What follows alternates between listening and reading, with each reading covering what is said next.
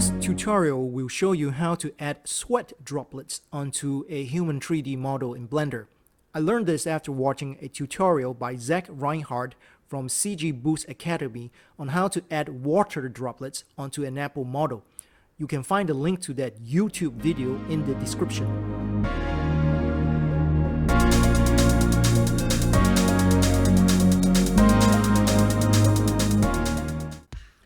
Before we start, if you don't have a numpad on your keyboard, please enable numpad emulation in Blender first, because we're going to use a lot of shortcut keys. Let's do this quick. Go to Edit menu. In the drop-down menu, click Preference. In the Preference menu, go to Input. Then select Emulate Numpad by clicking and putting a tick for adding the sweat droplets on the Resident Evil 3 Remake Jill Valentine skin. Let's move her out of the way first.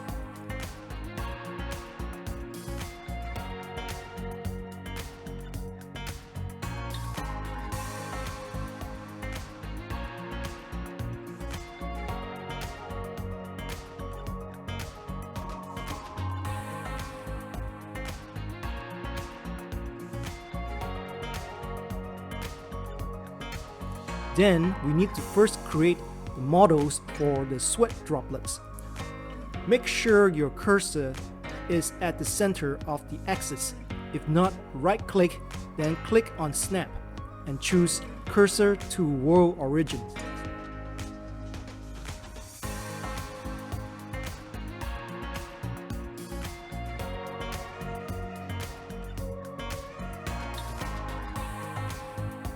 Then click Shift plus A, choose Add, then Mesh, then Cube. Press S key to scale and scale it down by dragging on screen.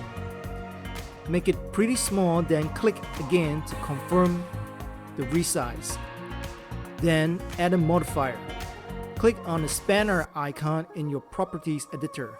Click Add Modifier, then choose Subdivision Surface. Set the viewport subdivision to 2. What does this do? The subdivision surface modifier, often shortened to subdiv, is used to split the faces of a mesh into smaller faces, giving it a smooth appearance. So essentially, what it did was it divided and created more faces on a 6-sided cube into more faces. Now it doesn't look like a square 6-sided cube anymore. With more faces, it has become more rounded looking. Next, you can go into edit mode. Either press Tab on keyboard to go into edit mode, or you could click in your viewport mode drop-down menu and go from object mode to edit mode from the menu. Then go to the right view by either pressing 3 on your numpad. You can press the number 3 on your keyboard, or you can use the XYZ gizmo to go to the right view of your model. Your model is now selected. If it is not, just click and drag from outside of the object over the entire object to select it. Press S to scale. Press Z on your keyboard to lock it along the Z axis. Drag to transform it to smaller and flatter. Then click to confirm. Press Ctrl plus R to activate the Loop Cut tool. Once you do that, your object now has a thin bright yellow line. That's the cut line. Here it can be horizontal line or a vertical line when you hover over your object in edit mode. Make sure it's horizontal line, then click, and then drag it downwards. Then click again to confirm. You can see that the shape transformed again. What happened was that the loop cut has created a new loop of edges around your mesh where your indicator was. As a result, it also added new vertices. A mesh is the 3D model object, but strictly a mesh means a collection of vertices, edges, and faces. Here I'm gonna demonstrate a simple loop cut with a cube in Blender.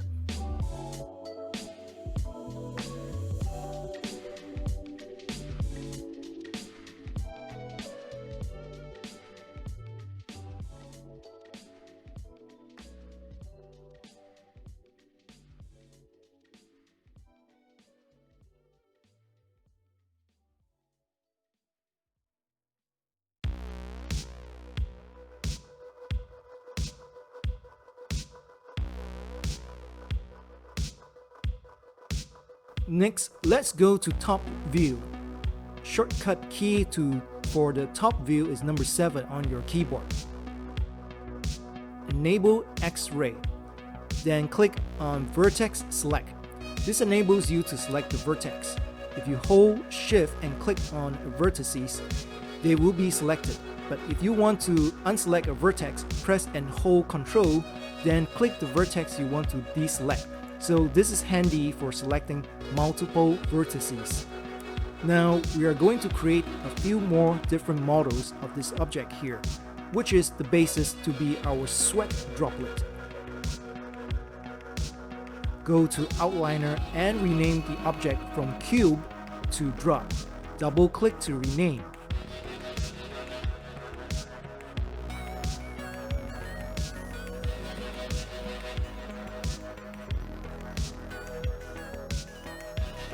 Then with the drop selected, press and hold down Shift plus D and then drag your cursor out to duplicate the object. Click Tab to enter edit mode. Then select the upper part. Press E to extrude it. Drag it out upwards. Press S to scale. Press X to lock it along the X-axis.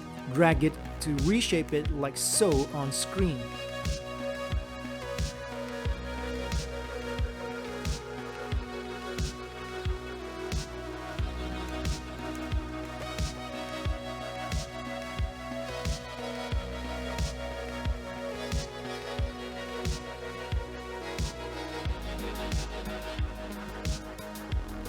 Select the vertices by clicking outside and dragging over the vertices to select them.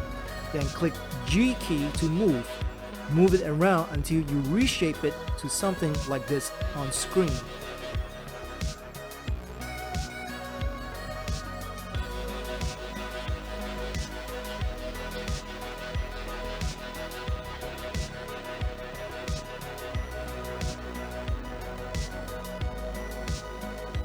Go back to object mode. From edit mode, just click Tab to switch modes.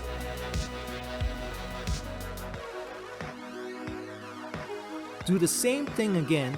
Shift plus D to duplicate the droplet. Drag it out. Adjust the various parts until it looks something like this on screen.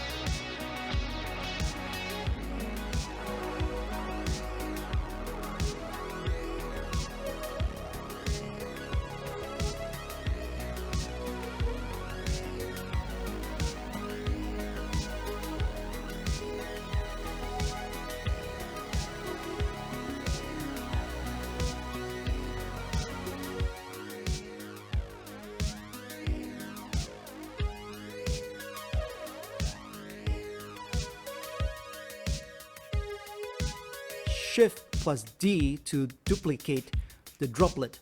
Drag it out. Scale this along the Y-axis. Make it look more flat.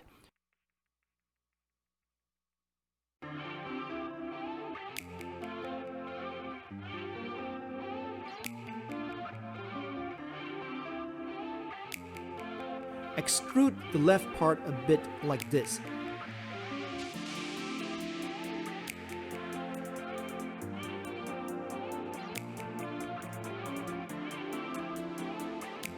Scale it a bit, then extrude the bottom.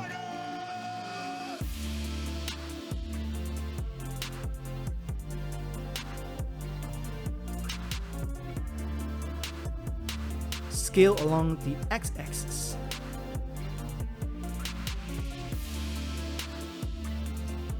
Whenever you press S to scale, as soon as you press it, you will see at the very bottom of your screen all the shortcut keys available to use with scaling. X is to lock to X-axis, Y key to lock to Y axis, etc., G to move, R to rotate, etc.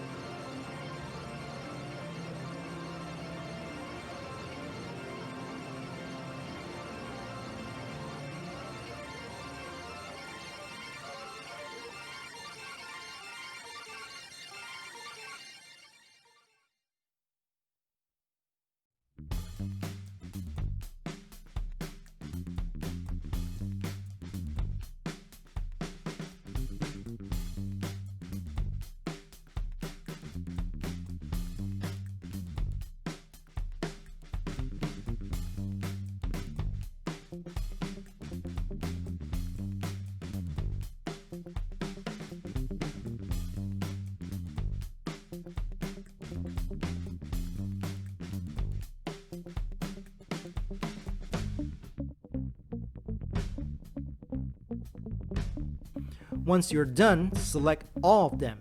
Right-click and select Shade Smooth to assign smoothing. The effect that gives the impression that a surface or area seems curved or has an organic appearance is called smooth shading in Blender. Now it's time to add a simple material to the droplets. Click on the little globe icon in the Properties editor. Now we enter the Materials Properties panel. Click on New and then rename it Water. Then go to Transmission and change the value to 1. This will give it a transparent look and feel. The transmission controls the mix between fully opaque surface at 0 and fully glass-like transmission at 1. Change the roughness value to 0.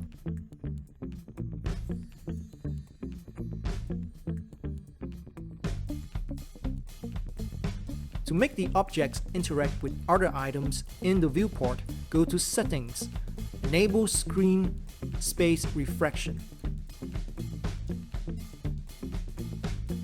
Then go to Render Properties panel and make sure Screen Space Reflection and Refraction are turned on. By doing this, other objects will be interacting with the refraction here. Then go back to Material Properties panel, the globe icon, and change the base color value to be very bright. Just click and move the slider all the way up. This will make the droplet look very transparent. If you're saying, hey, it doesn't look very transparent, there seems to be something reflected off of it, that's okay. It's because we're viewing it in the Devlook or Materials Preview. And those things you see in the reflection is because of the viewport shading. It's to help us to see how things reflect when they have a reflective property. You can even change which image you want to use as the viewport shading. In the actual final render, it won't look like that. I'm going to show you a short clip of the viewport shading changes.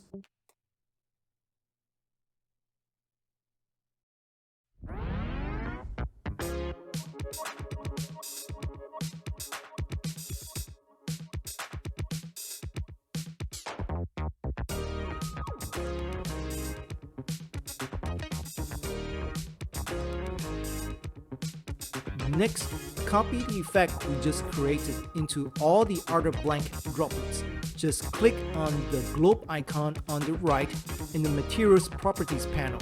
Click and drag it to each of the droplets to recreate the shape effect for all. We are going to use all these droplets as one particle system, so we need to group them as a collection. We can use the New Collection button in the Outliner editor. What is a collection? It's a folder whereby all the items are stored inside, like the one we have right now. Let's rename the default collection as Scene.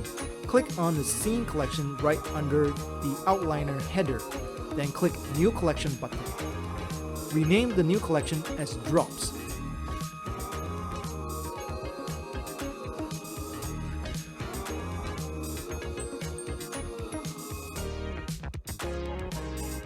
Next, we need to move the droplets into the new collection we just created.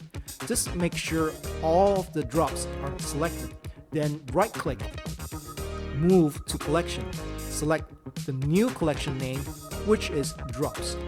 Next, let's go back to the Jill model.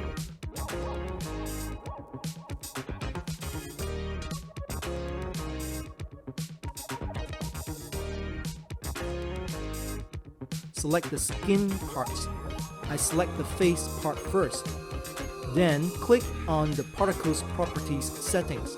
Click the plus sign, add a new particle system. Rename it Drops.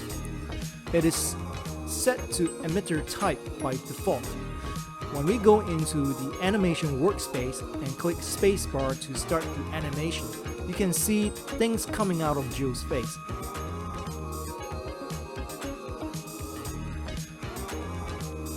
It is emitting those blobs out of her face. What we need to do is instead choose the hair type. Go back to Layout and click Hair Type.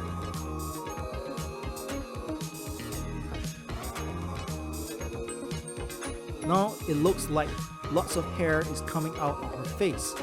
So the idea here is to change all this hair into sweat droplets that we just created.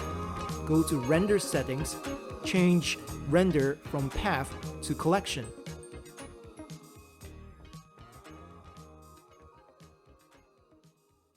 And then scroll down, Instance Collection. Change it to Drops.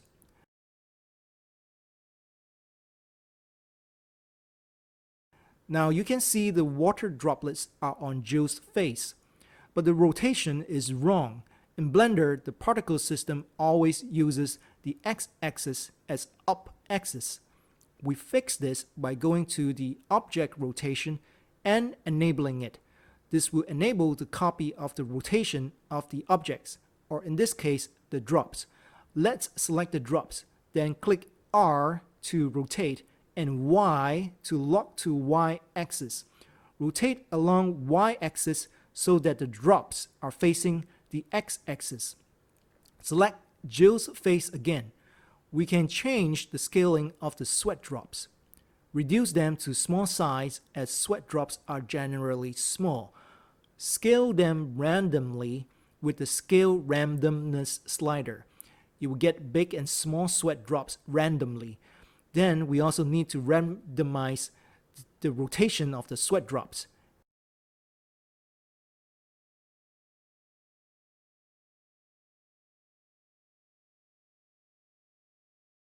Enable Advanced. It will add velocity and rotation. Enable Rotation. In the option, increase the phase to 1 and then randomize the phase. Try it yourself. Let's set it to 2. Next, we can go into Emission to decrease or increase the number of drops in the number slider. Adjust this according to your preference. At the moment, only half of the sweat drops are pointing out from Jill's skin. This is because the origin of the drop is in the center. The origin will be placed on the surface of her skin. To fix this, just select all of the drops. So first thing I do is select all the drops. Then I try to go into the top view. Now I'm in the front view. I click Z on the axis gizmo, and I'm now in top view, but my droplets are not seen in the viewport. I click Z again, I go into the bottom view. I zoom out and I see my droplets next to Jill. Bottom view is okay too because it's just a reverse of top view. With all the drops selected, then hit R key to rotate and hit Y key to lock to Y axis, and then rotate until they are straight.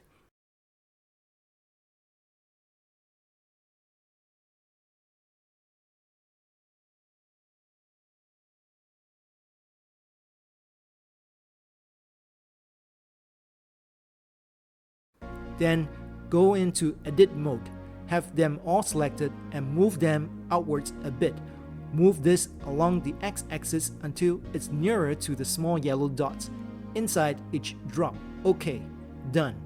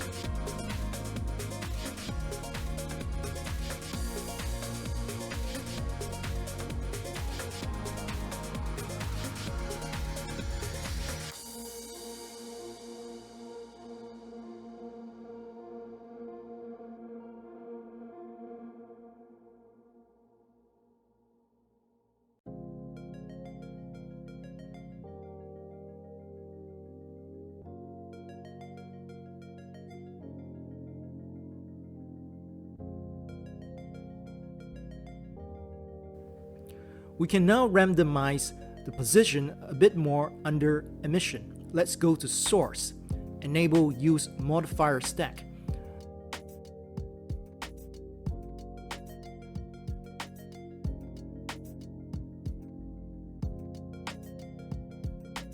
This means the particle system takes into account all the modifiers we have added to the face.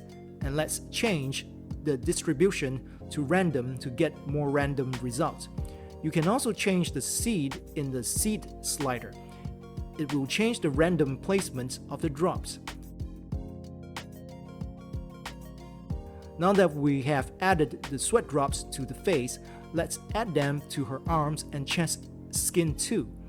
Simply select the skin, go to the particles system, create new particle systems, select the same drops under the drop-down menu, then duplicate it so that whatever we do with this particle system won't affect the earlier one we created for the face. Just in case, for example, if we want to change the number or size of the sweat here, we can change it here for the arms and chest without affecting the sweat we created for the face. So basically, that's how I learned how to create something like a sweat droplets effect on human skin model in 3D. Here I just placed Jill into a light box inside Blender with some simple 3-point lighting that I've set up some time ago.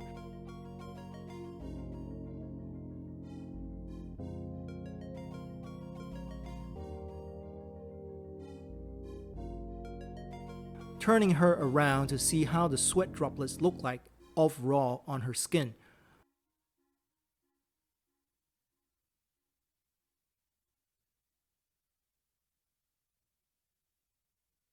I hope you found this video helpful. If you liked the video, please subscribe and like. It will encourage me to make more tutorial videos like this. Thank you. If you have any comments or feedback or questions on this tutorial, please let me know and I'll try to answer them. Thank you.